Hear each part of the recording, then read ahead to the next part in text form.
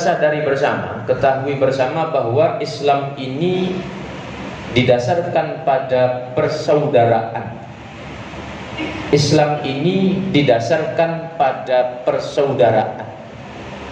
Jadi kita ini adalah bersaudara. Al-muslimu akhul muslim, kata Rasulullah SAW. Orang Islam itu adalah saudara orang Islam yang lain. Maka gambaran persaudaraan, jika ada seorang ayah punya anak 10 anak,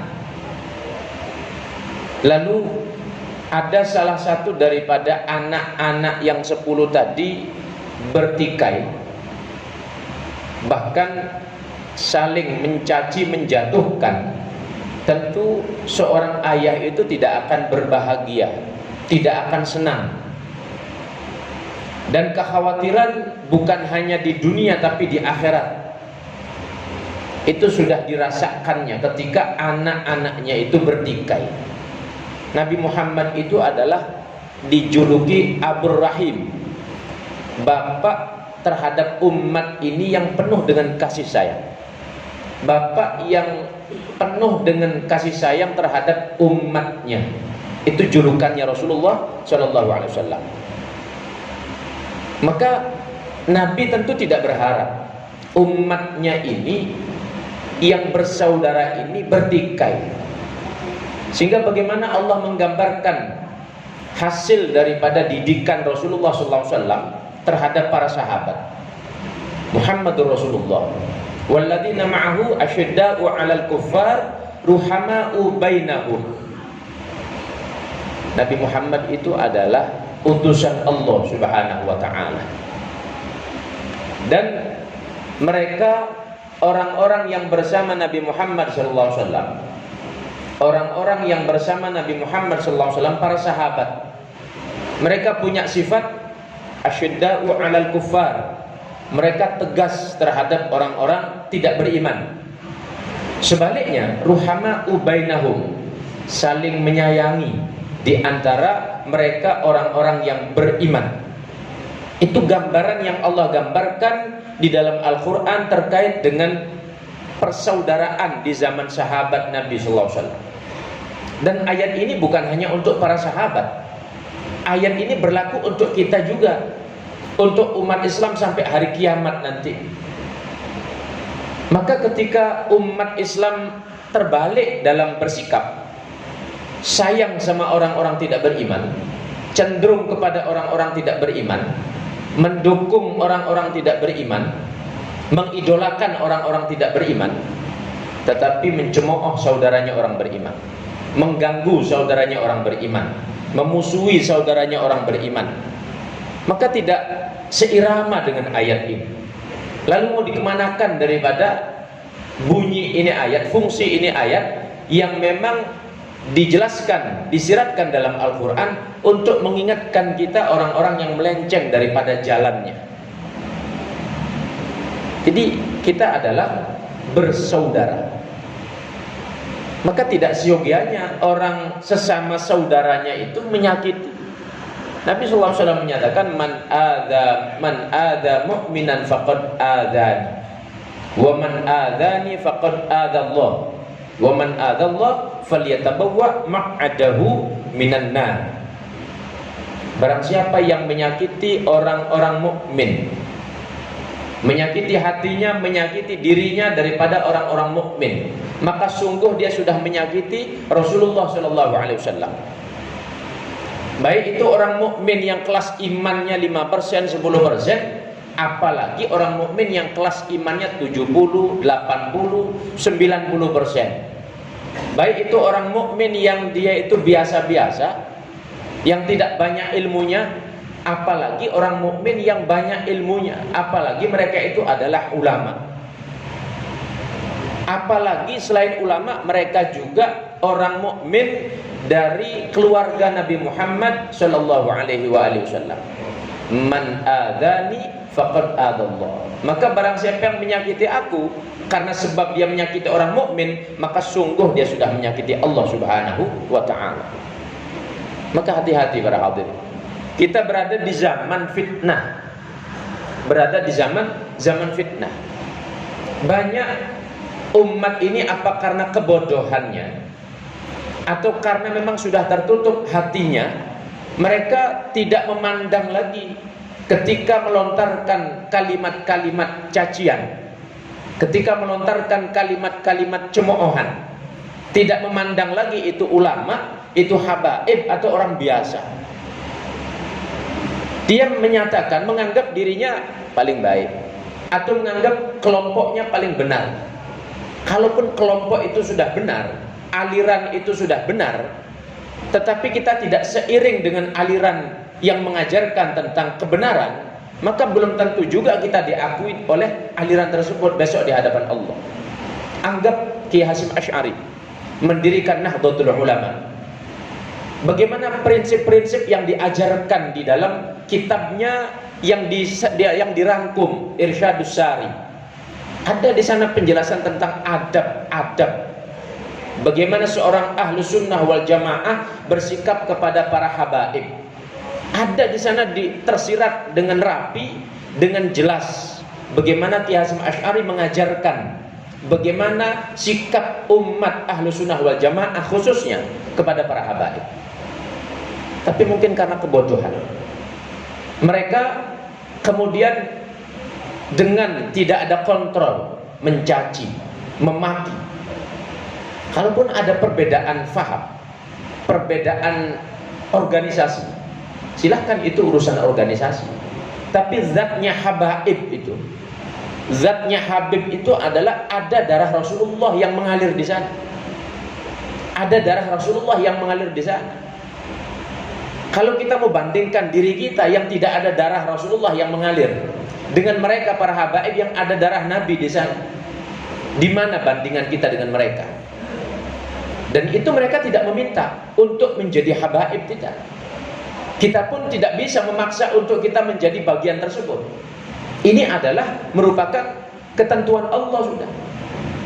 Tetapi kembali kepada keilmuan umat akhir zaman ini, ketika mereka tidak mau belajar dengan benar, tidak sungguh-sungguh, atau mengaku alirannya, kelompoknya benar, tetapi tidak mengikuti apa yang menjadi aturan dalam kelompok tersebut, dalam organisasi tersebut, tidak mengikuti apa yang diajarkan oleh pendiri organisasi tersebut, maka percuma saja kita mengakui bahwa saya ikut organisasi A, tetapi tidak memahami aturan-aturan yang ada di dalam. Hanya slogan-slogan saya ikut organisasi A, tapi tidak mempelajari bagaimana isi ajaran, aturan yang diwariskan oleh organisasi tersebut, oleh pendiri organisasi tersebut. Ini yang perlu difahami. Kenapa saya sampaikan hal ini? Karena benturan umat akhir zaman itu begitu mengkhawatirkan. Ulama dengan ulama dibenturkan, ulama dengan habaib dibenturkan. Kalaulah orang tidak beriman yang membenturkan, itu lain cerita, lain urusan. Tapi kalau yang membenturkannya adalah orang Islam sendiri, dipertanyakan keimanannya. Apakah melalui media sosial? Apakah melalui WhatsApp, melalui YouTube dan alat media yang lainnya? Dia benturkan itu ulama dengan habaib. Imannya dipertanyakan. Imannya dipertanyakan itu. Maka jangan Anda berbangga diri merasa lebih baik, merasa sudah pasti selamat, tetapi di satu sisi Anda benturkan ulama dengan ulama lain, Anda benturkan habaib dengan habaib yang lain. Perlu kita sadari bahwa sholat kita menurut qaul qadimnya Imam Syafi'i, ketika tidak mengucapkan wa ala ali Sayyidina Muhammad, itu tidak sah sholatnya. Qaul qadimnya Imam Syafi'i. Walaupun kemudian berubah pada qaul jadid. Siapa Ali Muhammad di sini? Adalah mereka yang terlahir dari jalur Siti Fatimah Zahra dan Sayyidina Ali bin Abi Thalib sampai hari kiamat, sampai Imam Mahdi. Itu yang dimaksudkan wa ala ali Sayyidina Muhammad. Kita baca dalam sholat, dalam tahiyat, kita berharap dengan bacaan tersebut Nabi memberikan syafaat kepada kita. Mungkin dalam sambutan, dalam ceramah, di dalam menasihati orang tua, menasihati daripada anak-anak kita sebagai orang tua. disisipkan kalimat mudah-mudahan Allah memberikan rahmatnya, Nabi memberikan syafaat, tapi Anda membenci daripada para habaib, Anda membenci daripada Habib, Anda membenci daripada alun Nabi sallallahu alaihi wasallam. Apa yang mau Anda banggakan kemudian untuk mendapatkan syafaat Nabi Muhammad sallallahu alaihi wasallam? Apa kira-kira jaminan untuk Anda mendapatkan syafaat Nabi Muhammad sallallahu alaihi wasallam? Maka perlu difahami bahwa man adza mu'minan faqad adzani wa man adzani faqad adzallah. Barang siapa yang menyakiti orang-orang mukmin, bukan hanya orang-orang mukmin, orang biasa saja, bukan hanya kiai-kiai saja, bukan hanya para habaib saja, semua orang mukmin. Man adza mu'minan faqad adzani, kata Rasulullah. Barang siapa yang menyakiti orang mukmin, sungguh dia sudah menyakiti hatinya Rasulullah sallallahu alaihi wasallam. Walaupun berbusa-busa Anda berdoa mudah-mudahan dapat syafaat Nabi Muhammad, kecil kemungkinan Anda mendapatkan bagian tersebut. Ketika di sisi lain Anda mencaci, Anda memaki, Anda mengadu domba mereka. Dan ini terjadi di akhir zaman. Terjadi di akhir zaman. Maka perlu kita sadari, terlebih sebagai umat Ahlus Sunnah wal Jamaah yang diajarkan adab, tata krama. Ini menjadi ajaran utama. Dan misi Nabi Muhammad diantaranya adalah liutammima makarimal akhlak, untuk menyempurnakan akhlak, adabnya manusia. Maka saya katakan, mungkin jadi karena kebodohan umat ini, kemudian serta-merta dengan tanpa merasa ada beban, dia caci itu para habaib, dia caci itu ulama, dia cemooh itu pribadi-pribadi habaib atau ulama tersebut. Para hadirin yang dirahmati Allah Subhanahu wa taala, jadi saya tegaskan, Islam ini didasarkan pada persaudaraan. Maka namanya bersaudara, mari saling menyayangi. Jangan saling mencaci, jangan saling memecah. Jangan saling menjatuhkan.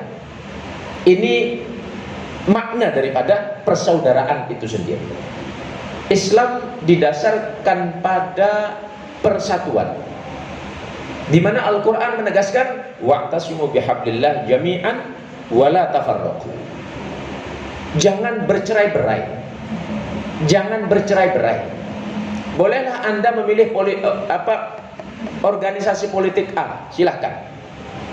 Organisasi politik B, silahkan. Tapi ketika sudah berbicara agama, Anda itu bersaudara, jangan bercerai-berai. Boleh warna baju Anda merah, kuning, hijau, terserah. Tapi ketika Anda sudah berbicara tentang agama, Anda ini bersaudara, kita ini bersaudara. Nabi Muhammad datang ke Madinah, itu misi pertamanya adalah mempersaudarakan Aus dan Khazraj. Kemudian mempersaudarakan daripada pendatang dari Makkah, yaitu Muhajirin dan Ansor pada saat itu. Ini misinya Rasulullah. Dan sampai kapan misi ini akan dibawa oleh Rasulullah untuk disampaikan? Sampai hari kiamat.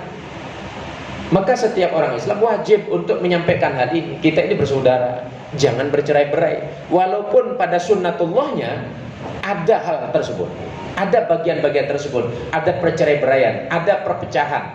Tapi jangan kita yang memulai, jangan kita yang mengawali, jangan kita yang memprakarsai daripada perpecahan tersebut. Ini yang perlu kita sadari bersama di akhir zaman ini. Islam didasarkan pada perdamaian, untuk mendamaikan sesama saudaranya.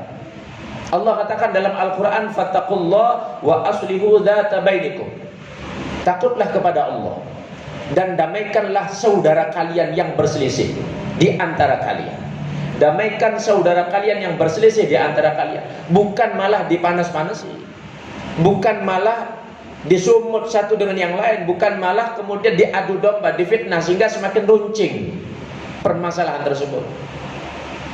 Jangan kita berpikir agama ini hanya urusan sholat saja. Jangan Anda berpikir agama ini urusan baca Quran saja, urusan sholawat saja, bukan. Agama ini yang paling utama, bahkan mengalahkan 1000 rakaat daripada sholat, yaitu islahu dzatil bain, mendamaikan dua orang yang lagi bermasalah, mendamaikan dua kelompok yang lagi bermasalah, mendamaikan dua suku yang lagi bermasalah, mendamaikan dua kampung yang lagi bermasalah. Ini lebih utama daripada 1000 rakaat sholat daripada sholat sunnah. Maka perlu difahami betul agama ini, sehingga misi kita di dalam menjalani kehidupan ini adalah untuk mencari ridho Allah dengan cara apa? Dengan cara menjalankan apa yang diajarkan oleh Rasulullah SAW. Tidak hanya berdoa, mudah-mudahan Allah berkati kita, mudah-mudahan Nabi syafaati kita. Tidak cukup dengan berdoa, tapi tingkah laku kita tidak sebagaimana yang diajarkan oleh Rasulullah SAW. Maka melalui mimbar khutbah pada siang hari ini, saya mengajak dari hati yang paling dalam sebagai khatib pada diri saya sendiri dan kita semuanya, mari kita fahami dan rasakan kita ini bersaudara. Mari rasakan benar-benar kita ini adalah bersaudara. Al-muslimu akhul muslim. Dan namanya bersaudara tentu saling melindungi, tentu saling mengingatkan. Kalaupun salah, mari kita saling mengingatkan. Sehingga dengan apa yang kita lakukan, mudah-mudahan dapat mengundang rahmatnya Allah, mengundang syafaat Nabi Muhammad SAW.